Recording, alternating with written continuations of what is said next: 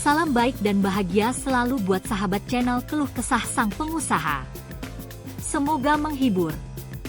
Yuk kita mulai keluh kesahnya sang pengusaha. Malam itu hujan turun dengan derasnya, menyelimuti kampung kecil di pinggiran Garut, Jawa Barat. Di balik suara rintik yang jatuh ke tanah, terdengar denting suara mesin jahit tua yang menemani sepasang tangan yang mulai keriput.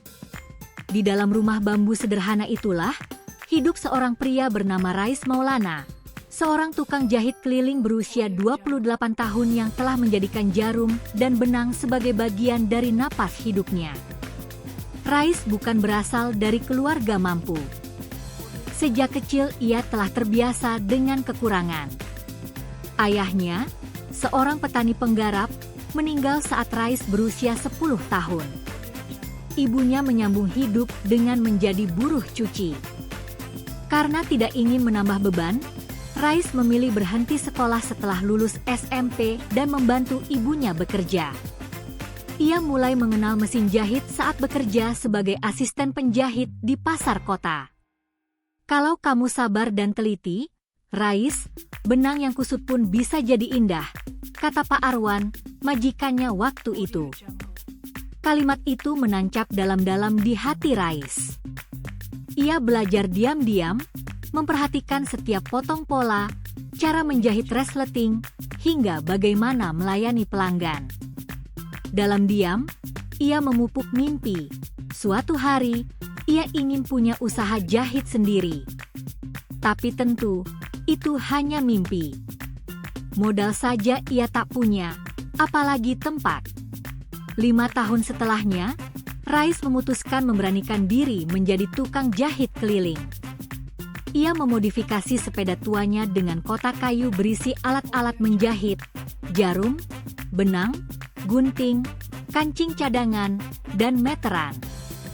Ia keliling kampung, dari pagi hingga malam, menawarkan jasa memperbaiki baju robek, mengecilkan celana, hingga menjahitkan seragam sekolah. Upahnya kecil, seringkali dibayar dengan beras atau telur. Tapi Rais tak mengeluh. Namun, tidak semua perjalanan lancar. Seringkali ia diusir dari komplek perumahan, dianggap mengganggu atau bahkan dicurigai. Tak jarang ia harus menahan lapar seharian karena tak ada pelanggan. Ibu yang semakin renta, sakit-sakitan, dan tekanan ekonomi yang mencekik membuatnya hampir menyerah.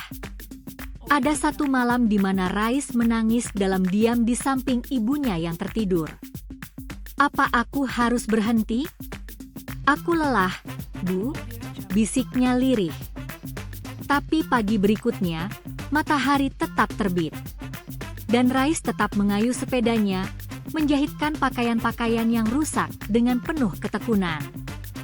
Ia percaya, jika tangan ini terus bekerja dan hati ini tetap jujur, Tuhan pasti menunjukkan jalan.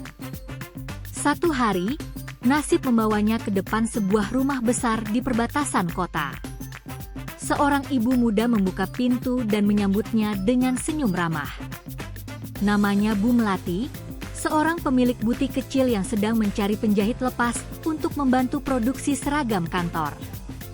"Kamu bisa jahit rapi seperti ini terus?" tanyanya sambil memeriksa hasil jahitan Rais. "Insya Allah, Bu.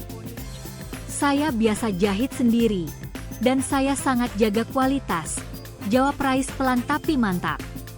Bu Melati terdiam sejenak, lalu tersenyum. "Besok pagi datang ke butik saya, ya. Kita coba kerja bareng."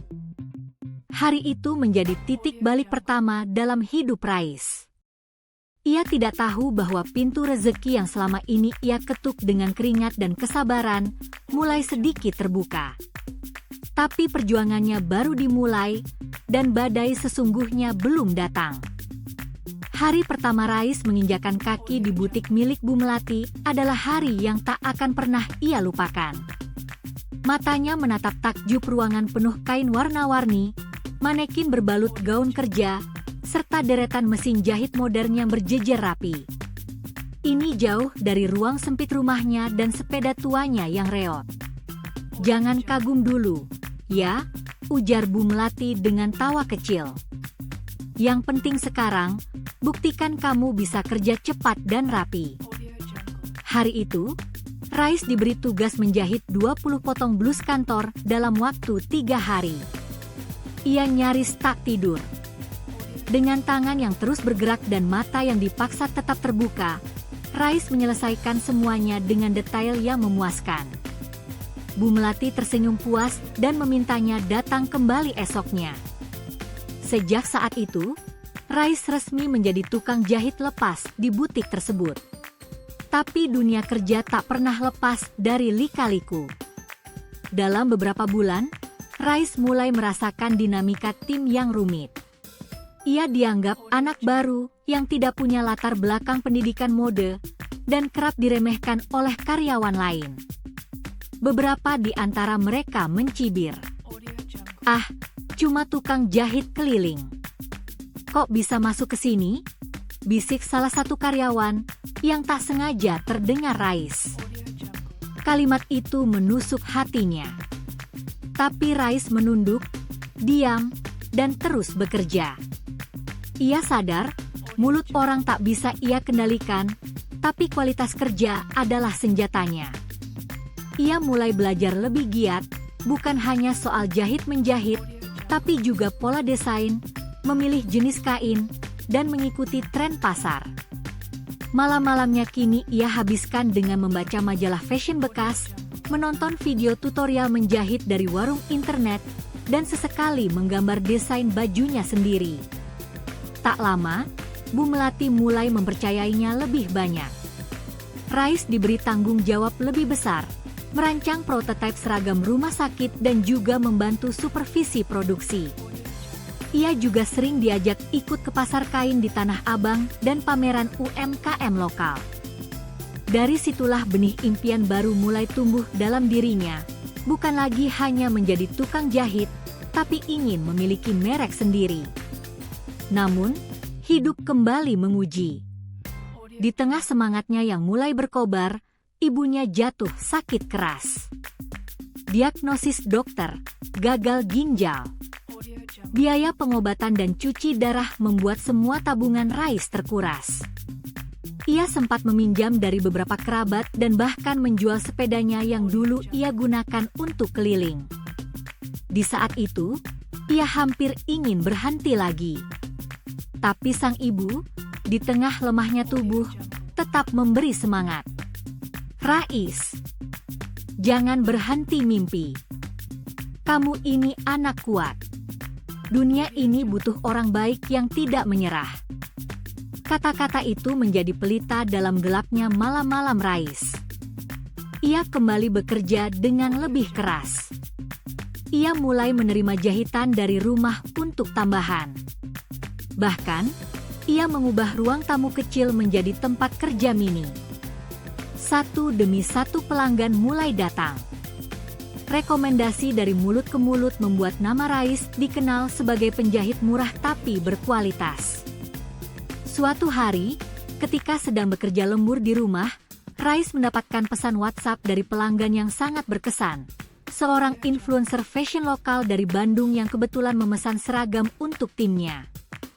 Ia mengunggah hasil karya Rais ke media sosial dan memberi kredit langsung pada akun Instagram jahitan Rais yang baru dibuat. Dalam waktu semalam, followersnya meningkat tajam dan pesan masuk membanjiri ponselnya. Saat itulah, Rais menyadari, mungkin inilah saatnya ia melangkah lebih jauh. Dengan bantuan seorang teman lama yang paham pemasaran digital, Rais mulai merancang bisnisnya sendiri, Rais Tailor Wear, sebuah usaha jahit berbasis pesanan online dengan spesialisasi pada pakaian kerja dan seragam komunitas. Ia menyewa ruko kecil hasil pinjaman lunak dari koperasi, membeli 2 mesin jahit industri bekas, dan merekrut 2 mantan tetangganya yang juga penjahit rumahan. Tapi membangun usaha bukan soal teknis semata. Persaingan ketat, komplain pelanggan, tantangan logistik, bahkan pengkhianatan dari rekan bisnis, membuat Rais nyaris bangkrut di tahun pertamanya. terutama saat salah satu supplier kabur membawa uang muka bahan kain dalam jumlah besar. Usaha Rais hampir tutup.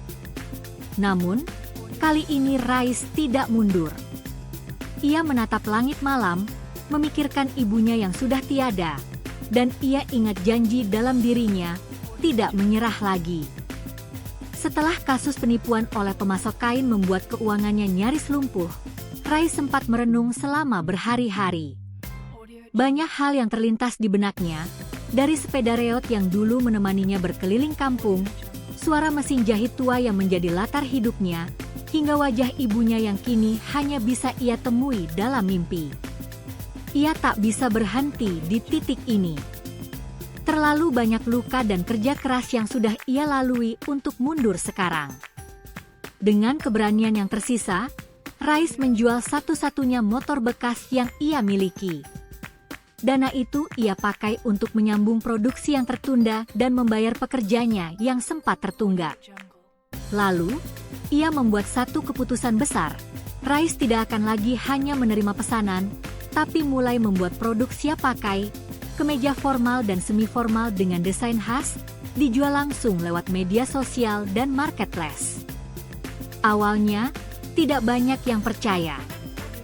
Rais hanyalah penjahit rumahan dengan modal pas-pasan. Tapi dia punya satu hal yang tak banyak dimiliki orang lain, ketekunan dan kejujuran yang konsisten. Ia terus membuat konten sederhana, proses menjahit, cerita pelanggan, hingga testimoni jujur. Ia membalas satu persatu pesan pelanggan dengan sopan, menawarkan solusi saat ada keluhan, dan selalu mengutamakan kualitas. Produk-produknya mulai dikenal. Dalam 6 bulan, Rais berhasil menjual lebih dari 2.000 potong kemeja lewat berbagai platform. Bahkan, salah satu desainnya pernah dikenakan oleh pembicara dalam acara talk show televisi lokal. Pelan tapi pasti, nama Rais Tailorwear menjadi perbincangan di kalangan UMKM lokal. Ia diundang ke berbagai pelatihan wirausaha dan diangkat sebagai pembicara untuk kisah perjuangannya. Namun, Rais tidak lupa dari mana ia berasal. Ia mulai memberdayakan para penjahit rumahan di kampungnya. Ia membuka pelatihan menjahit gratis untuk ibu rumah tangga dan pemuda putus sekolah. Ia juga membentuk koperasi kecil agar mereka bisa membeli bahan baku secara kolektif dengan harga lebih murah. Dalam setiap pelatihan, Rais selalu membuka dengan kalimat, "Saya bukan siapa-siapa. Saya cuma mantan tukang jahit keliling yang percaya bahwa kerja keras tidak akan mengkhianati hasil." 2 tahun kemudian, Rais Tailorwear memiliki lebih dari 20 pegawai tetap dan 50 mitra penjahit lepas. Mereka tidak hanya memproduksi pakaian lokal, tapi juga menerima pesanan ekspor kecil-kecilan ke Malaysia dan Singapura. Ruko kecilnya kini sudah berganti menjadi workshop 2 lantai yang tak pernah ia bayangkan sebelumnya. Media nasional mulai meliput kisahnya. Di salah satu wawancara, Rais ditanya oleh seorang jurnalis, "Apa yang membuat Anda bertahan ketika semua tampak mustahil?" Rais tersenyum kecil, matanya berkaca-kaca. "Karena saya tahu rasanya lapar, ditolak, diremehkan. Karena saya pernah hampir menyerah. Tapi setiap saya menjahit, saya merasa sedang memperbaiki bukan hanya baju, tapi juga nasib saya. Dan saya percaya, Tuhan melihat setiap tetes keringat itu, walau orang lain tidak." Kini, di usia 35 tahun, Rais bukan hanya dikenal sebagai pengusaha sukses, tapi juga sebagai simbol ketekunan dan harapan. Ia membuktikan bahwa bukan latar belakang, gelar pendidikan, atau warisan yang menentukan keberhasilan, tapi kemauan untuk terus berjalan, bahkan ketika kaki sudah lelah melangkah. Dan setiap kali ia melewati kampung lamanya, di jalan yang dulu ia lewati dengan sepeda jahit tuanya, Rais selalu berhenti sejenak. Ia menatap langit, menarik napas panjang, dan berbisik dalam hati, "Terima kasih, Bu." Mimpiku kini menjahit banyak harapan lain.